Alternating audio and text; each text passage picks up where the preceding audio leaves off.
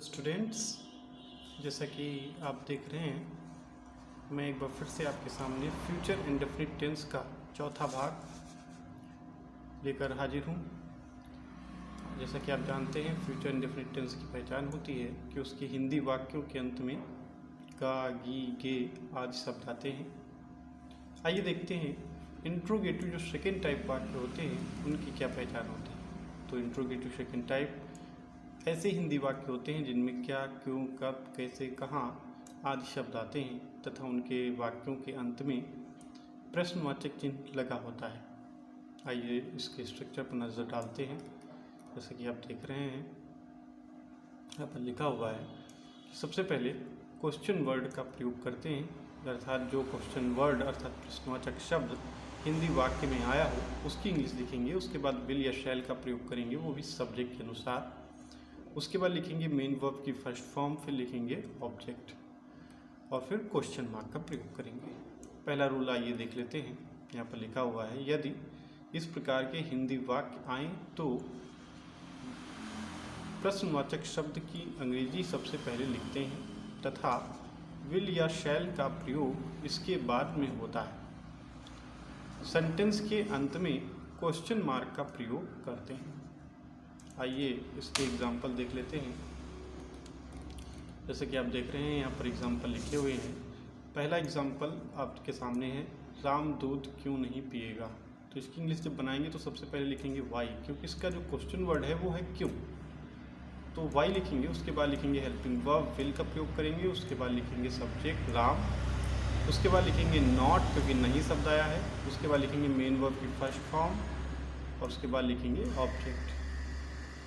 अगला सेंटेंस देख लेते हैं। जैसे कि आप देख रहे हैं, यहाँ पर लिखा हुआ है कि वह क्रिकेट कब नहीं खेलेगा। तो सबसे पहले लिखेंगे कब की इंग्लिश व्हेन, उसके बाद विल हेल्पिंग वर्ब का प्रयोग करेंगे और उसके बाद लिखेंगे सब्जेक्ट ही और फिर लिखेंगे मेन वर्ब की फर्स्ट फॉर्म प्ले और ऑब्जेक्ट लिखेंगे क्रिकेट। उसके बाद अगला सेंटेंस देख लेते हैं। जैसा कि लिखा हुआ है, आप मेला कहाँ जाएंगे, मतलब आप कहाँ मेला जाना चाहते हैं। तो वेयर सबसे पहले लिखेंगे क्योंकि इंग्लिश आई है, कहाँ की इंग्लिश होती है वेयर। उसके बाद हेल्पिंग वर्ब विल, उसके बाद सब्जेक्ट लिखेंगे यू और फिर गो टू फेयर, जो इसका मेन वर्ब के बाद ऑब्जेक्ट है टू फेयर। उसके बाद ऑब्जेक्ट अगला सेंटेंस देख लेते हैं। जैसे कि लिखा हुआ है, उसके दोस्त कैसे खेलेंगे। तो इसमें सबसे पहले लिखा है क्वेश्चन वर्ड कैसे। तो कैसे की इंग्लिश होती है हाउ और फिर उसके बाद हेल्पिंग वर्ब का प्रयोग करेंगे विल और उसके बाद सब्जेक्ट लिखेंगे हिज फ्रेंड्स और उसके बाद प्ले, मेन वर्ब की फर्स्ट फॉर्म। इस तरह से सेंटेंस हो जाएगा। अगला सेंटेंस लिखा हुआ है, कौन खाना नहीं खाएगा। आप जिन वाक्यों में मैं आपको बता दूं कौन शब्द आता है वहाँ पर सब्जेक्ट नहीं होता, तो उसको सब्जेक्ट को नहीं लिखते।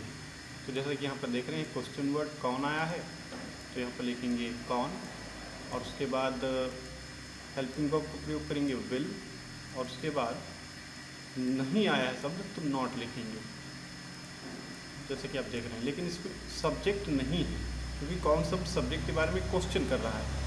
तो जब सब्जेक्ट नहीं होता है तो सब्जेक्ट का प्रयोग नहीं करते। उसके बाद मेन वर्ब लिखेंगे खाएगा, खाने की इंग्लिश होती है ईट। उसके बाद ऑब्जेक्ट लिखेंगे फूड, जो है खाना की अंग्रेजी, अर्थात खाना इसमें ऑब्जेक्ट है तो इसमें फूड लिख देंगे और इस तरह से हमारा सेंटेंस बन जाएगा। अगला सेंटेंस देख लेते हैं। जैसे कि लिखा है, हम कितनी किताब पढ़ेंगे। तो यहाँ पर लिखेंगे हाउ मैनी बुक्स। देखिए, मैंने पहले भी बताया था कि जब कितना, कितनी, कितने ये शब्द आते हैं तो उसके बाद जो भी ऑब्जेक्ट आएगा या जो भी नाउन आता है उसको साथ में लिख देते हैं। जैसे कि यहाँ पर बुक्स लिखा हुआ है हाउ मैनी के साथ। उसके बाद लिखेंगे हेल्पिंग वर्ब शैल का प्रयोग करेंगे, उसके बाद सब्जेक्ट वी और फिर यहाँ पर लिखा हुआ है नेवर, जो नहीं होगा रीड होगा।